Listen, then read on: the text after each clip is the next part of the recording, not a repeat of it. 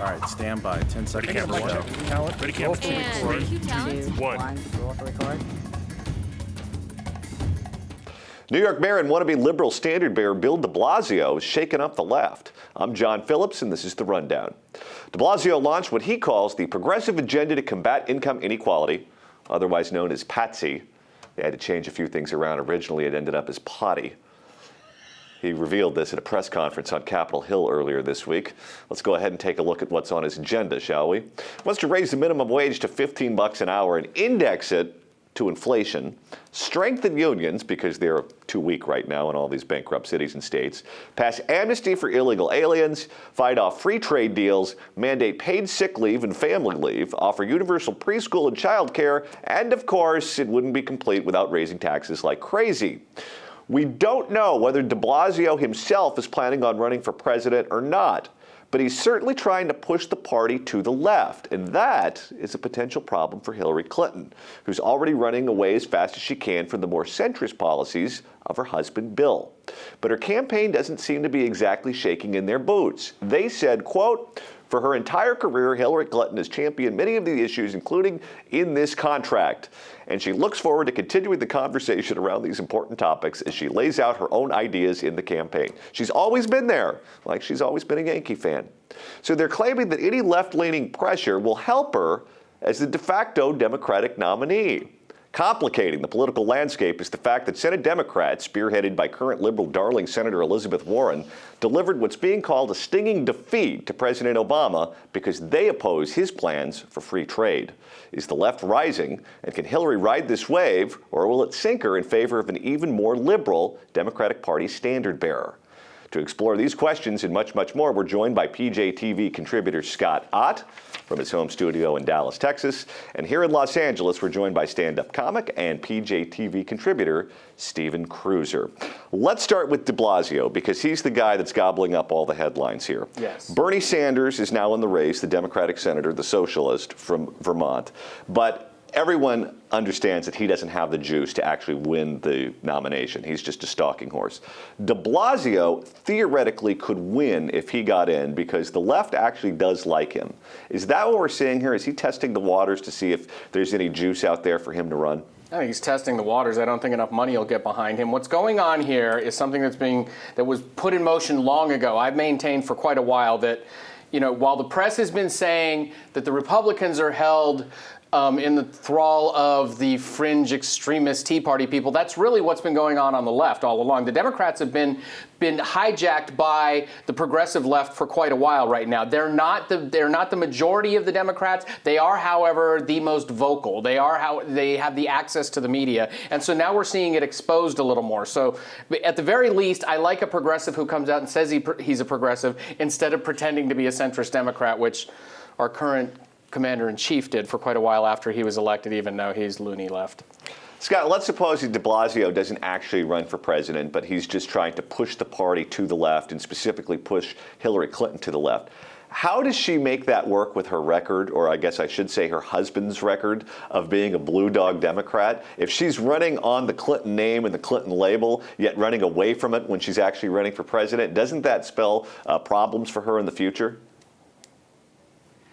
I really don't think it does, only because the Clintons have never been ideological. He's not really a blue dog Democrat. He was whatever it took to continue the Clinton reign. And so they've been a very practical people when it comes to that. They're willing to bend.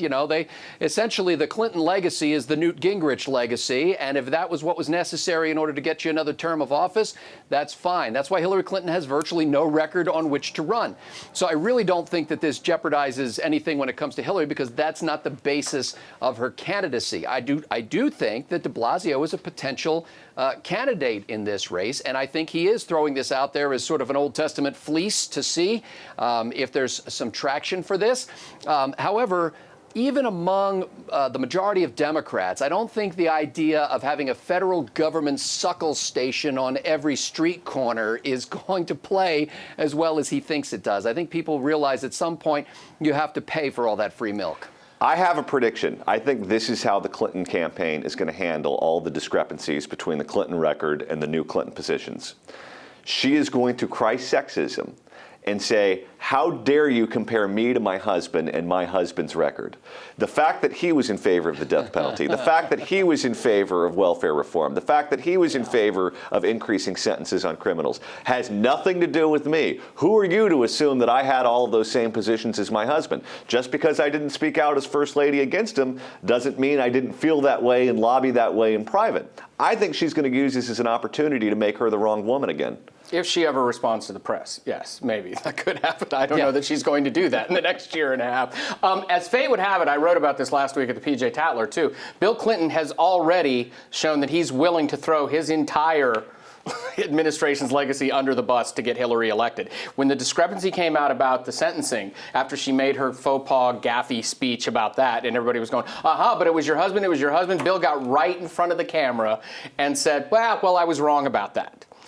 And so he's willing to just toss the whole thing. He didn't even blink an eye. She didn't come back and defend herself. He got out there because she is the weakest woman on the planet. He got out there and said, I was wrong about that. She was right. But she doesn't have to worry about Bill today. She has to worry about tapes of Bill advocating for the opposite position of all of these issues. And Scott, I see this going to the sexism lane real fast. Do you see it the same way? You know, I've never heard that theory before, John, and I don't know how long you and I have been doing these shows together, but that's the first time I thought John is right. I think that this